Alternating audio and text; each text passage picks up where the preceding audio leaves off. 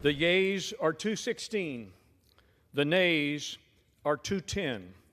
The resolution is adopted. Without objection, the motion to reconsider is laid on the table. The office of Speaker of the House of the United States House of Representatives is hereby declared vacant.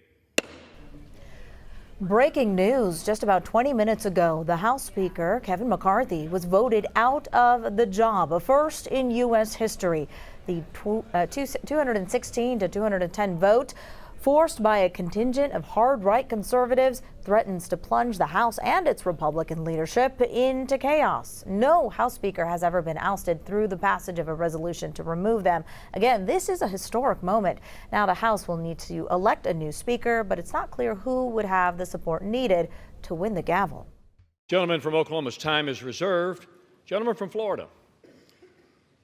Mr. Speaker, my friend from Oklahoma says that my colleagues and I who don't support Kevin McCarthy would plunge the House and the country into chaos. Chaos is Speaker McCarthy.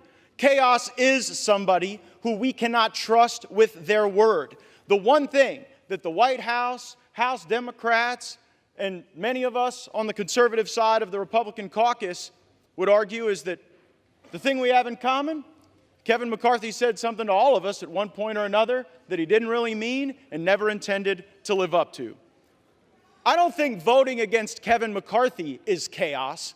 I think $33 trillion in debt is chaos. I think that facing a $2.2 trillion annual deficit is chaos. I think that not passing single subject spending bills is chaos. I think the fact that we have been governed in this country since the mid-90s by continuing resolution and omnibus is chaos. And the way to liberate ourselves from that is a series of reforms to this body that I would hope would outlast Speaker McCarthy's time here, would outlast my time here, and would outlast either of our majorities. Reforms that I have heard some of the most conservative members of this body fight for, and some of the reforms that we've been battling for that I've even heard those in the Democrat caucus say would be worthy and helpful to the House, like open amendments, like understanding what the budget is. We have been out of compliance with budget laws for most of my life, most of many of your lives. And by the way, if we did those things, if we had single subject bills, if we had an understanding on the top line,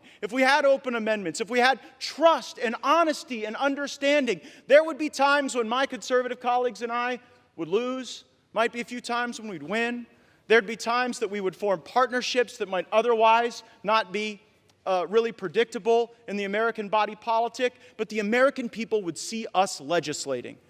These last few days, we've suspended the momentum that we had established the week earlier, where we were bringing bills to the floor, voting on them, staying late at night, working hard. That's what the American people expect. It's something Speaker McCarthy hasn't delivered, and that's why I've moved to vacate the chair. I reserve. Gentleman's time is reserved. Gentleman from Oklahoma, Mr. Cole. The one thing I will tell you is, doing the right thing isn't always easy, but it is necessary. I don't regret standing up for choosing governance over grievance. It is my responsibility. It is my job. I do not regret negotiating. Our government is designed to find compromise. I don't regret my efforts to build coalitions and find solutions. I was raised to solve problems, not create them. So I may have lost a vote today, but as I walk out of this chamber, I feel fortunate to have served the American people. I leave the speakership with a sense of pride, accomplishment, and yes, optimism. From the day I entered politics, my mission has always been to make tomorrow better than today. I fought for what I believe in, and I believe in this country of America. My goals have not changed. My ability to fight is just in a different form. You need 218. Unfortunately, 4% of our conference can join all the Democrats and dictate who can be the Republican Speaker in this House. I don't think that rule is good for the institution, but apparently I'm the only one. I believe I can continue to fight, maybe in a different manner. I will not run for Speaker again. I'll have the conference pick somebody else. I hope you realize that every day I did the job, regardless whether you underestimated me or not, I wanted to do it with a smile. Kevin McCarthy is a feature of the swamp. He has risen to power by collecting special interest money and redistributing that money in exchange for favors. We are breaking the fever now, and we should elect a speaker who's better.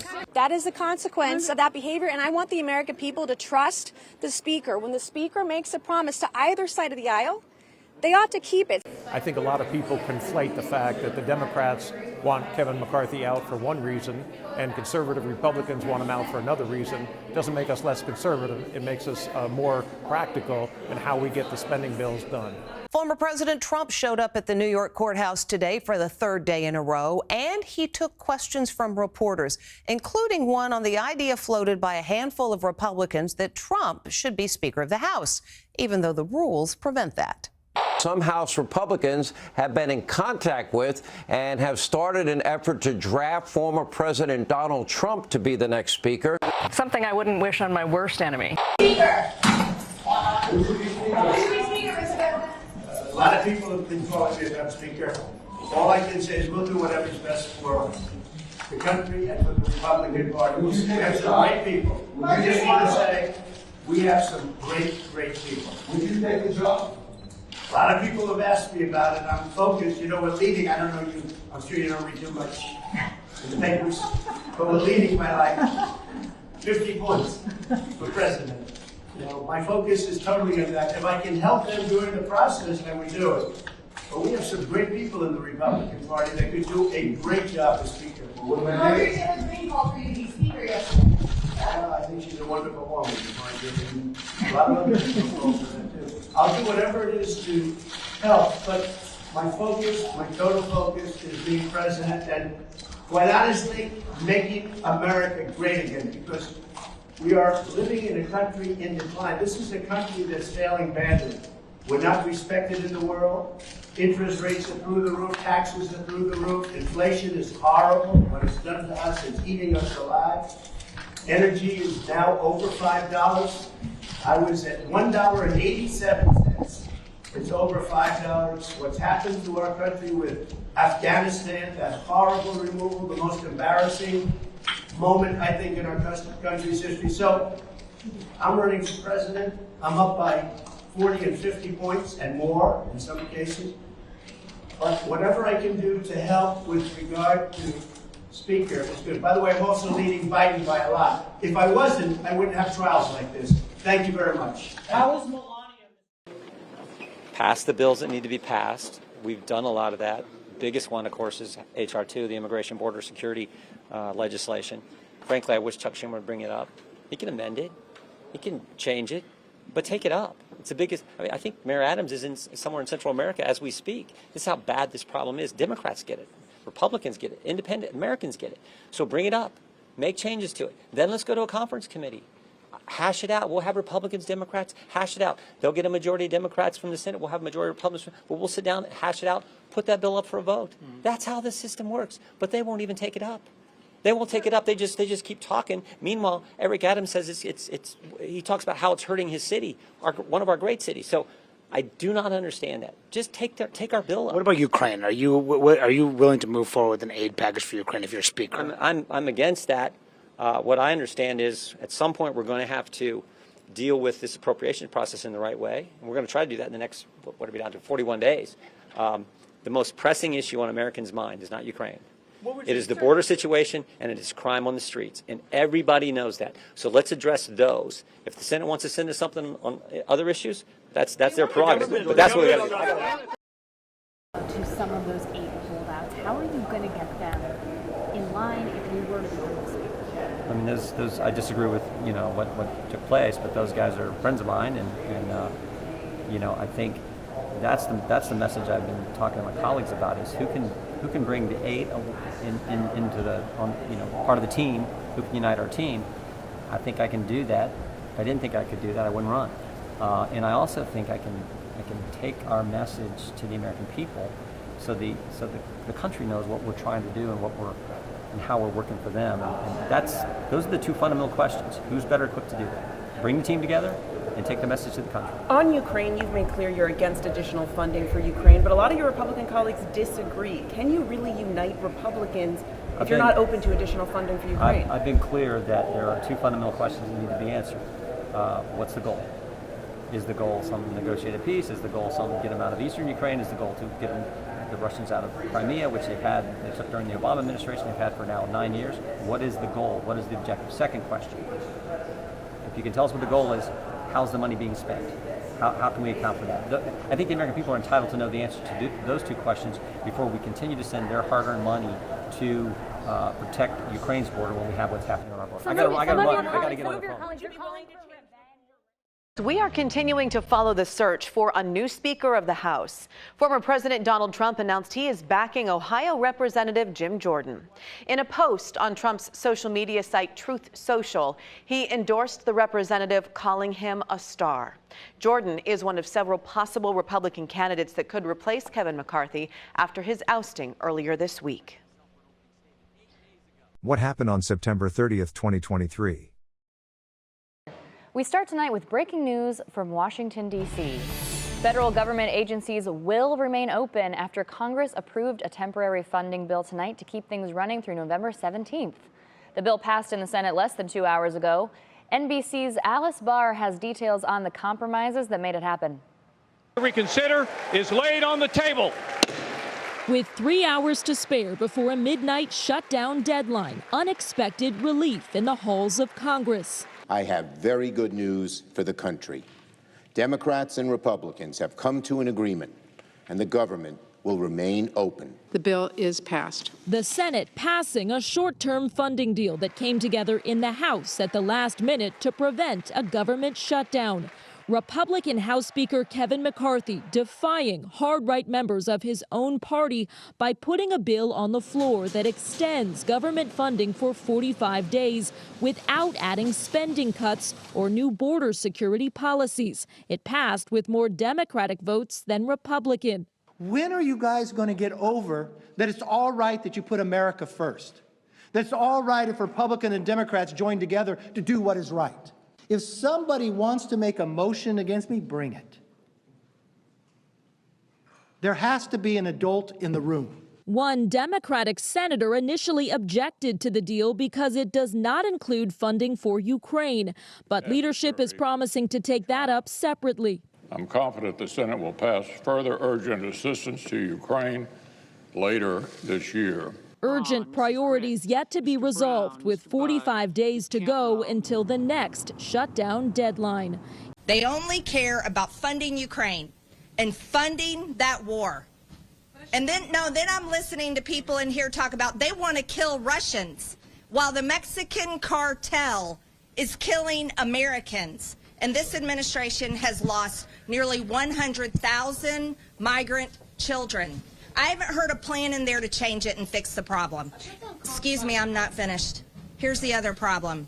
When we have a conference that wants to continue the same garbage that is happening over and over again, that's producing failure while the government shut down the American people and everybody in this damn building receives a taxpayer-funded paycheck, it just shows that Washington, D.C. does not care about the American citizens, doesn't care one single bit. Would you support a kind of continued resolution with no Ukraine funding and disaster relief attached to it?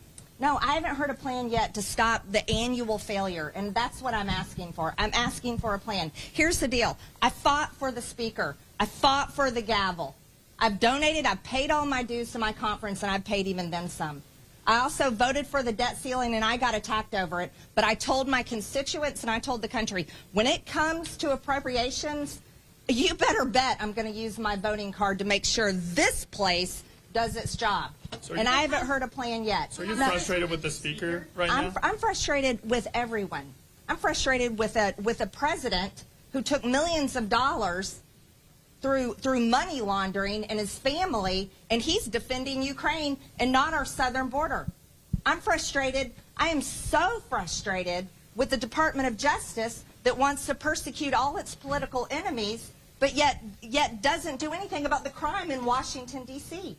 I'm frustrated with America Last overall, and I'm not participating until somebody gives me a plan or helps me produce a plan or will work with me to produce a plan that's actually going to change this system to work for our country, because it's our people that pay for it all. So what is the plan that they're presenting in there? There's multiple things. Okay, what CRs, are those? continuing resolutions, continuing the same bullshit over and over. Congresswoman, don't you...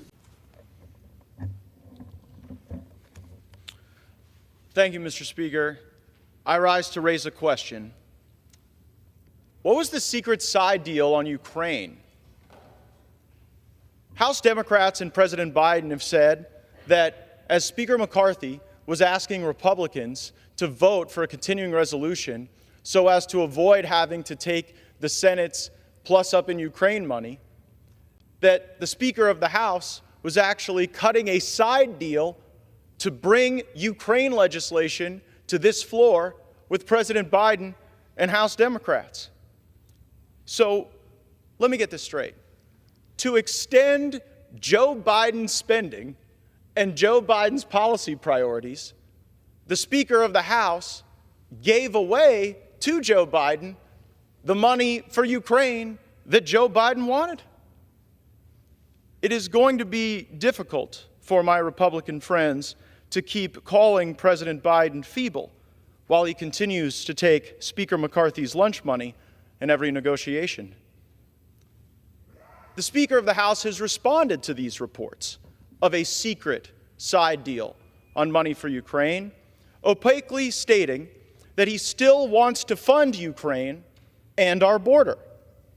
I have a few replies to this statement. First, the Speaker's statement confirms the existence of a secret deal.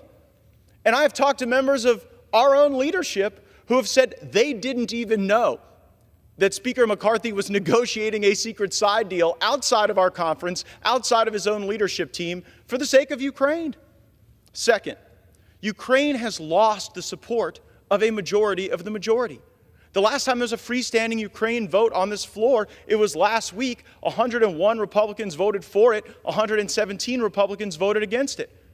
According to the Hastert rule, which Speaker McCarthy agreed to in January, you cannot use Democrats to roll a majority of the majority, certainly on something as consequential as Ukraine. So for all the crocodile tears about what may happen later this week, about a motion to vacate, working with the Democrats is a yellow brick road that has been paved by Speaker McCarthy, whether it was the debt limit deal, the CR, or now the secret deal on Ukraine. Third, this is swampy log rolling. The American people deserve single subject bills. I get that a lot of folks might disagree with my perspectives on the border or on Ukraine, but can we at least agree that no matter how you feel about Ukraine or the southern border, they each deserve the dignity of their own consideration and should not be rolled together where they might pass where each individually wouldn't? This is what we're trying to get away from. This is the spirit of the January agreement we made with the Speaker. No more lashing these disparate issues together so that the American people's interests are subjugated here on the floor of the House. You know how we should stand up for our border? Demand that the United States Senate take up our single subject appropriation bill that funded the border. It created Republican unity. We voted for it. It has the policy demands that the continuing resolution that Speaker McCarthy advocated for on this floor did not. Our DHS funding bill requires E-Verify. And then hours later, after we passed that, the Speaker wanted us to vote for a continuing resolution that didn't include E-Verify.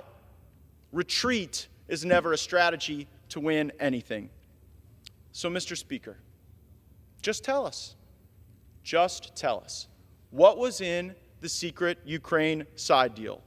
What commitments were made to President Biden to continue the spending of President Biden in exchange for doing things for President Biden? It is becoming increasingly clear who the Speaker of the House already works for, and it's not the Republican conference.